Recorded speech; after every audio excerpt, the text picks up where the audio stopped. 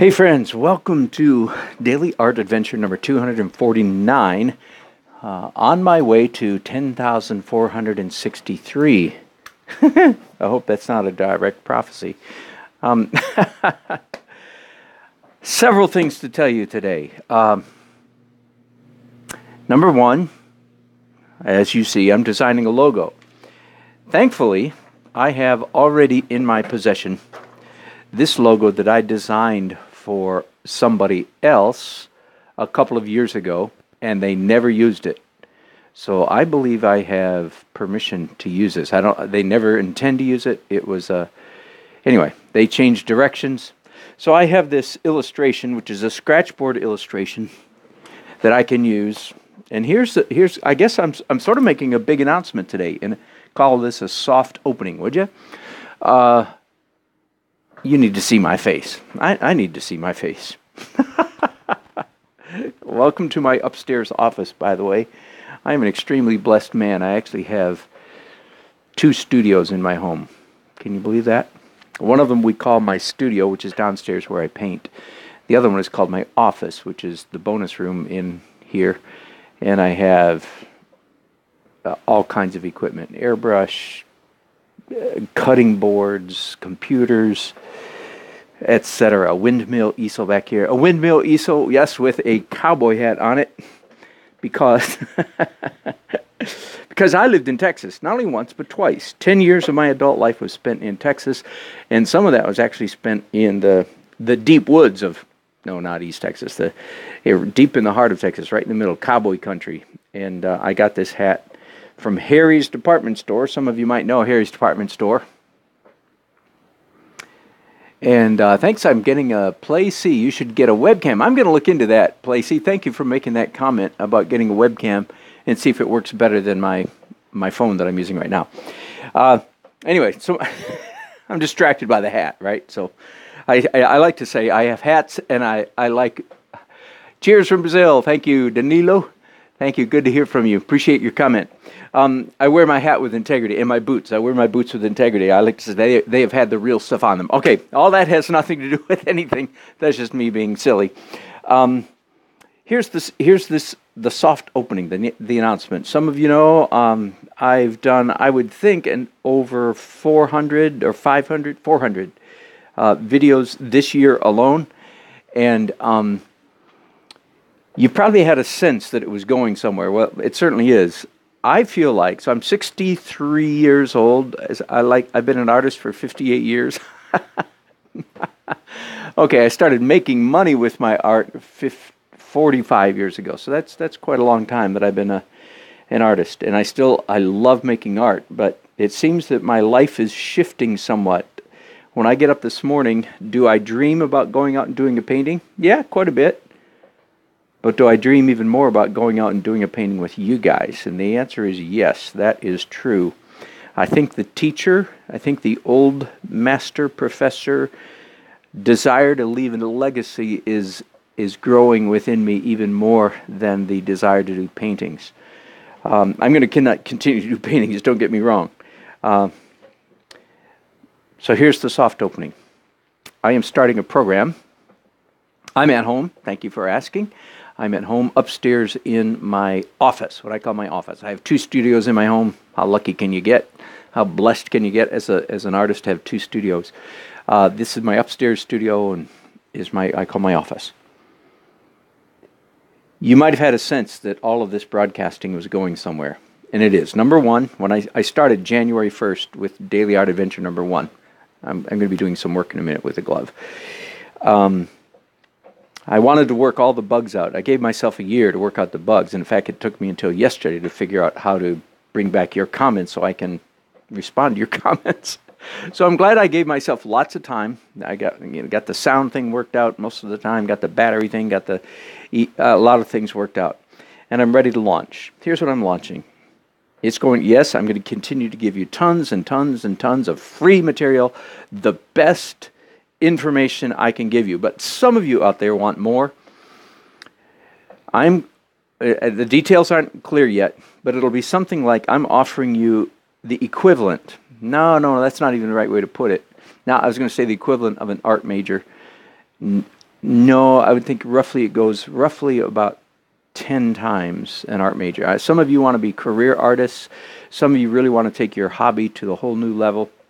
This is going to be for you. So I'm starting a program. It's going to be called Dan Nelson's Joyful Artist Journey. And I'm going to be selling it, of course. It'll be interactive, one-on-one with you in small groups and all kinds of different things I'm going to offer. You will get the equivalent of my book, The Breakable Laws of Painting, every other week or one chapter at a time, 1 month at a time, and I'm going to work with you to get your art to professional level. The cost will be thinking in terms of college tuition. I will give you a way better deal than college tuition does, but it will not be inexpensive because it'll be a huge investment of your time and mine, and I can't wait to get started. So that leads me to what I'm doing today, which is there's part of my office, as you can see. It's not particularly neat, but I like it.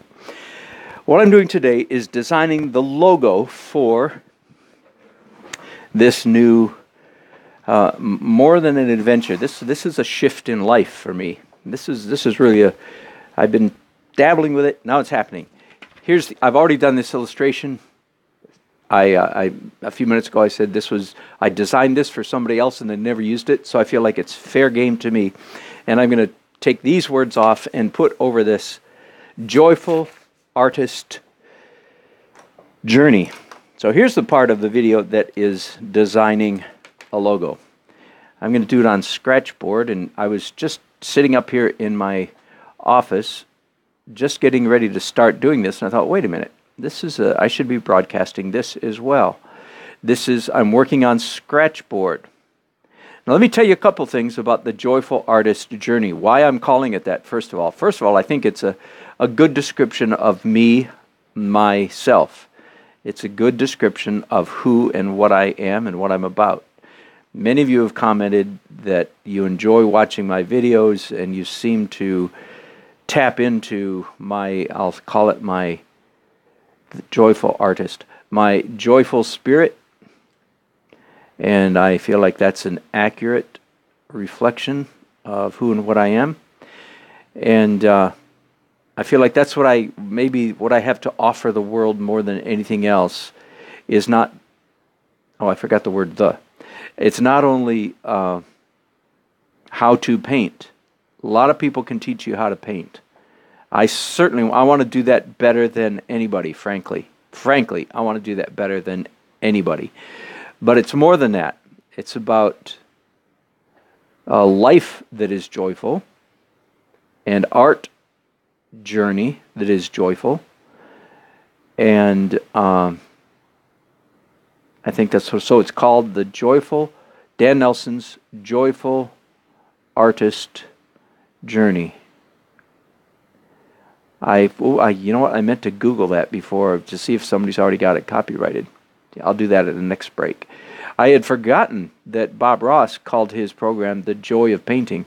Wow, that surprised me, and that's nice because I like Bob Ross a lot, as most of you do. Okay, so this is Scratchboard again. If you can see the back, clayboard made by somebody that I can't read. Ampersand. Delightful stuff. I've got a video on YouTube here where I do a whole illustration. Okay, I have just broken out one of the best tools in the world. Let me see if I can get this in focus. Now this applies to all you guys that want to paint, oil paint, acrylic paint, oil or acrylic paint. I get asked often, and I wish I got asked more. How do you do your signature? The answer is you buy the best brush in the world. Now, these things are getting rather pricey. So it's a Winsor Newton Series 7. Now, again, both of the ones I'm showing you happen to be miniature. Winsor Newton Series 7. This is a number 6 miniature, which means the hairs are shorter than normal. The brushes are getting quite pricey. Shop around very carefully before you buy one. Let me show you an old one here, a well-used one. That's how long the normal hairs are. Okay, this big one is a number 1 No, it's a number 2. I'm sorry. The small one is a number 1, just to give you some idea. I like the longer ones better, but as I said, they're getting pricey. Okay, so let's do a little bit of scratchboard and zoom out just a little bit from there. There we go. If you haven't done any... Oh, let me say one other thing. Part of the reason I'm not calling this Painting with Dan Nelson, which I seriously considered calling it, why I'm calling it The Joyful Artist Journey instead of, Learn to Paint with Dan Nelson, the reason is because I do a lot more than paint. And I believe that is one of the it's not a huge one, but it's one of the little secrets to my joy and longevity in my art career. Like right now, I'm doing scratchboard. And do you think it feels like a fun break after all the oil painting, acrylic that I'm throwing around and oils? Yes, absolutely it does. It feels like a fun break. And so one of the things I'm going to advocate to you, all of you, all the time, to my students, is that you do not heed the advice that is often given. There's a grain of truth in it. Let me tell you what it is. They say you have to establish a style and stick with it. You have to stay in your style. Have you heard that advice? Okay? Now, of course, there's some truth to it. When you want to make a living as an artist, you have to have an identifiable technique, style that people can recognize. I remember hearing this in college, and I remember as a college kid thinking, and I was prescient beyond my years, I remember thinking, I don't think so. I think college kids are too young to pick a style. And you know what? I was darn right. If you're a college student, to heck with all this pick a style stuff. You're just a kid. I'm trying to be honest with you. It's like watching somebody on American Idol that doesn't sing very well, trying to decide what style they should wear. Are you with me? No, that's absurd. You should be deciding what style. So as an artist, if you're in your 20s, you are still on the uphill side of your career. You should be trying everything. You should chase every technique that wiggles. I don't know what that means. You should be trying everything. Now, when it comes time to make a living, yes, you have to have a style. But you know what? That style is going to pick you. You are not going to pick a style. Your style is going to pick you. It will be inevitable. You can't help it. Your style will come out of you just with working. It is outrageously pretentious. I'm being really passionate because I don't want young people screwing up their art career. It is extremely pretentious for a 20-something artist to choose a style. That's just not the way it works. A style emerges through the blood, sweat, and tears, and mostly time, of hard work. A style comes out. Now, it'll start showing up. Don't get me wrong. It will definitely start showing up in your 20s. But you should not sit down one day, scratch your chin with your hand and say, what style of art should I do? If you're thinking that way, you're extremely immature in your art journey. And that's all right. Hey, being immature is part of the journey. We all start somewhere. But don't lock yourself in. Okay, have I beat that? Have I beat that horse to death? Okay, so I'm saying do not heed that advice. Do not choose a style. Just work your buns off and a style will choose you. Secondly, do you have to lock in and stay only doing that style? The answer is, in my opinion, a thunderous no.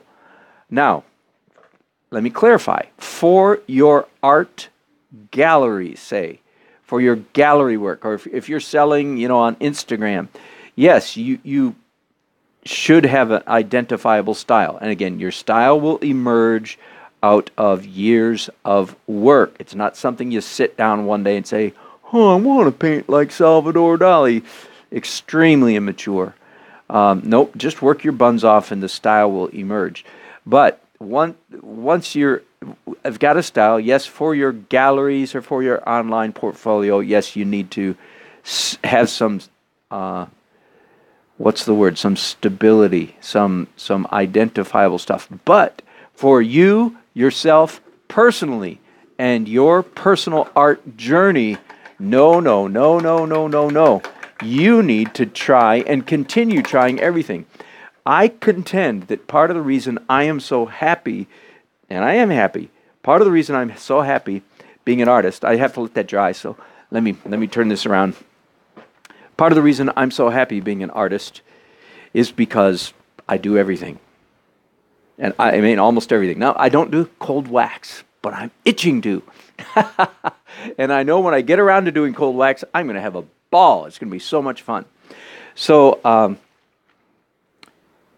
my watercolor serves as a really nice break from, well, let me look around the room here a little bit. Yeah, there's some stuff here. Let me just for fun. Let me turn you around again. So here I am in my studio. There's some graphic design. Dan Nelson's Breakable Laws of Painting. I work as a graphic designer. Register. By the way, this is a portrait that my dad did of himself when he was 26 years old. Not bad. Not good. Not great, but pretty good. And it definitely looks like him. I do portraiture. There's a quick portrait of me and my grandson a couple years ago.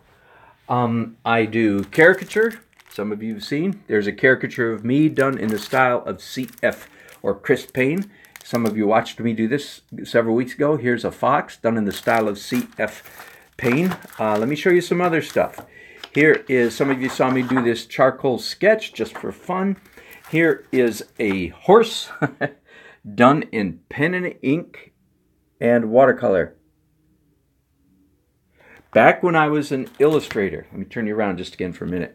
Back in the days when I was a full-time illustrator, that pen and ink stuff was my stock, and that was my style. That was my technique. Let me see what else I've got around here, just for fun.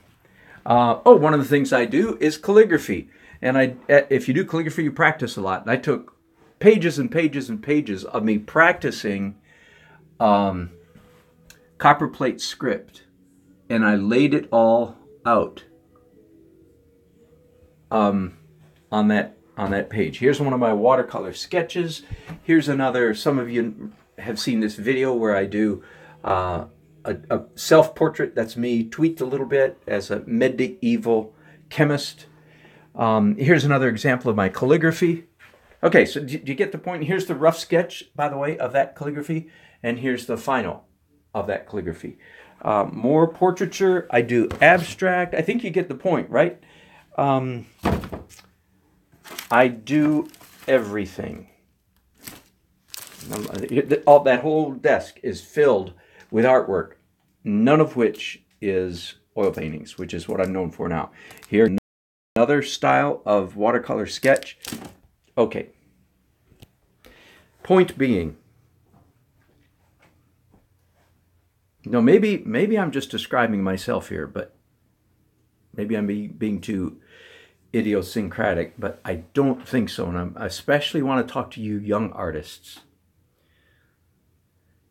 If you lock in to one technique, there's a danger of you drying up, of getting sick of it. If you start too early and too young. Now, I know some people do this. I think Richard Schmid's been painting in the same style for 40 years, which is a wonder to me. And he's fantastic. Maybe if you're as good as him in your 20s or early 30s, you just keep on because there's nowhere to go. I don't know. But I think most people are more like me. And here's the last thing I want to say about a wide range of techniques, a wide range of mediums. And I know you English major, the word is media, but I think in the art world it's called mediums. When I do let's say, pick something crazy. When I do an etching, for instance, scratchboard, which I'm going to do in a few minutes. When I do an etching, something in my brain, something without me trying, connects to oil painting. When I do a cartoon, which Again, by the way, for those of you who don't know me, don't see any cartoons up here right now. 30 years ago, I was fairly well known around the country as a cartoonist.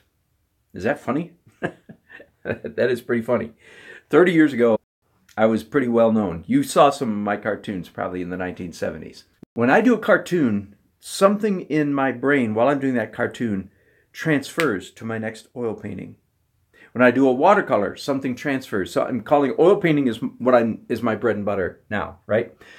But when I do all these other mediums, it improves my oil painting. That's what I'm trying to get across. When I work in pen and ink, which again, 20 years ago, 25 years ago, that's almost all I did was pen and ink. And I was known as a pen and ink guy. And it informed. Okay, so I don't want to beat this to death, but I want you to feel and understand that as an artist, have more than one horse, have more than one egg in your basket, pursue everything. And that's part of the joyful artist journey. Okay, I'm going to stop now, make sure that my ink over here is dry, come back with episode 2 where I show you how I scratch that out. Thanks for listening to me rant and rave.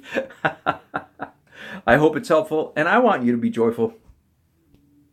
I would say like I'm joyful. Thanks. Bye.